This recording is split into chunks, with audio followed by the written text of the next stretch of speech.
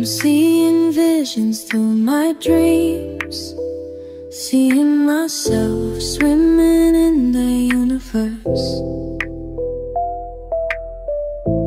My ancestors gave me gifts to read cards, predict and heal.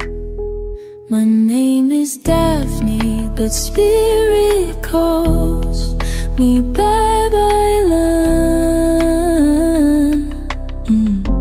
Angels communicate through numbers. Intuition is so deep. The gift I fully embrace within.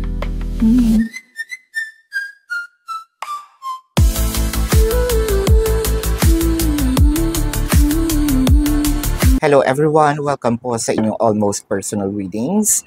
So let's check the energy, no? What is happening in the ethers.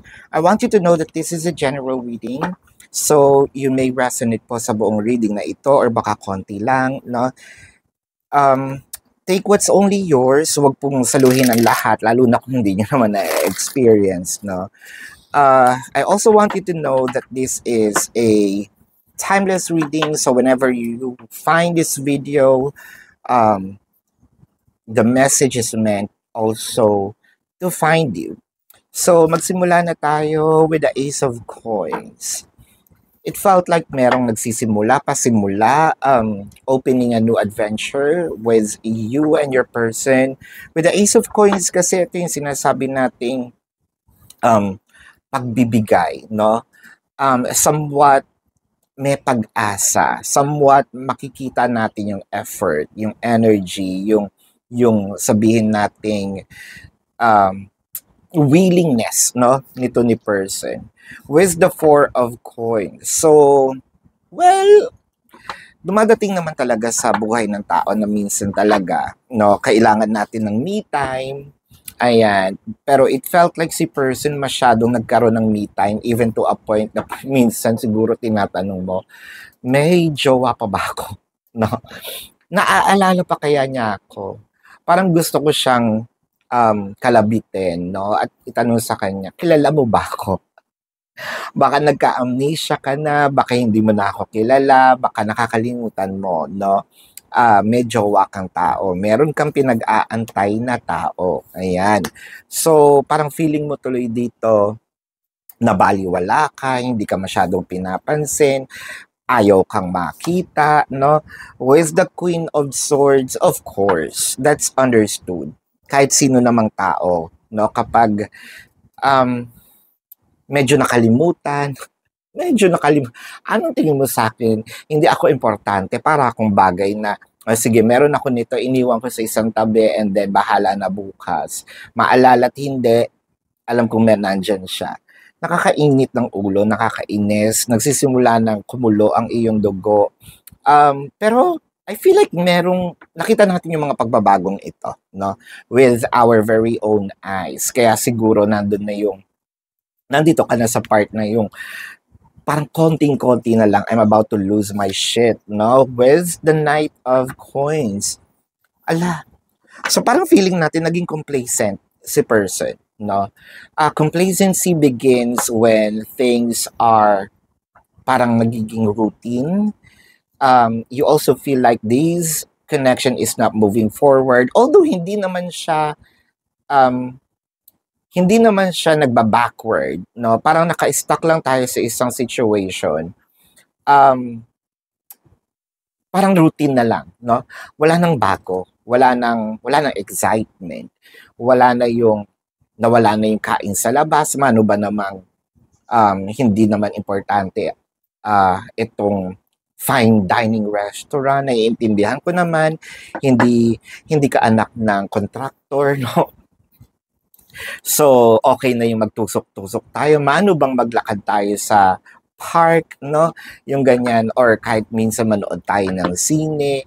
Hindi naman sa sabihin mo na kung wala kang pera, I'm willing also, no, to make sagot of the expenses. Pero hindi palagi or probably share magkaroon lang man lang tayo ng recreational, no, dito sa ating relationship. It kind of make me feel that things are very robotic, um, very parang analog, no? Itong nagiging, sometimes ang usapan natin, parang hi, hello, and then konting chikahan, and then all of a sudden, hala, may inaantay akong sasabihin ka, hindi mo man lang masabi, no? With the Four of Wands and the Five of Coins, nakaka-turn off tuloy. So parang nasabi mo dito, bakit ba naman kasi ko umoo agad? Bakit ba naman kasi sumama ako agad, makipag-live-in, magpakasal?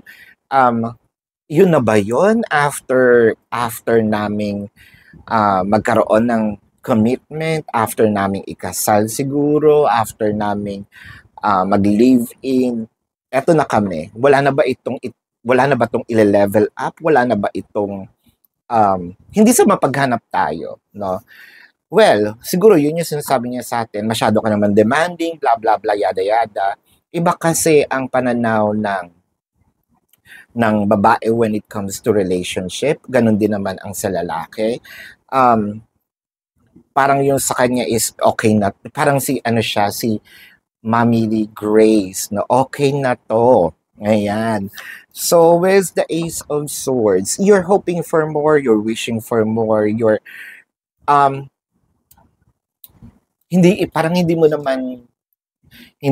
parang gusto mo sabihin, hindi ko naman uubusin ang lakas mo, hindi ko naman uubusin ang yaman mo, hindi ko uubusin ang sahod mo, hindi ko uubusin yung time mo, mano ba naman yung konti, no?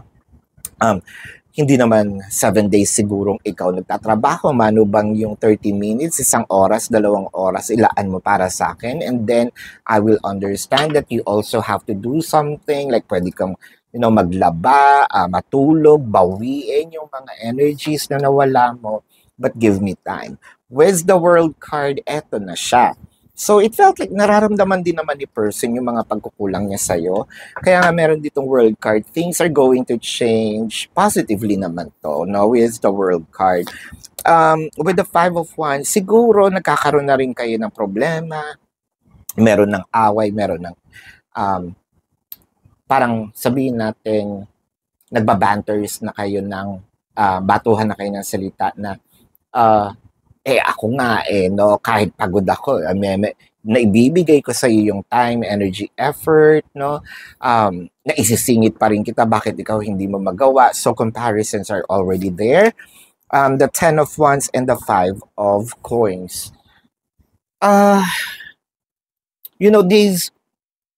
Hindi naman natin maiiwasan na magkaroon tayo ng, sabihin natin, discussions, no, with our person. And that's actually part of relationship. That's actually understood.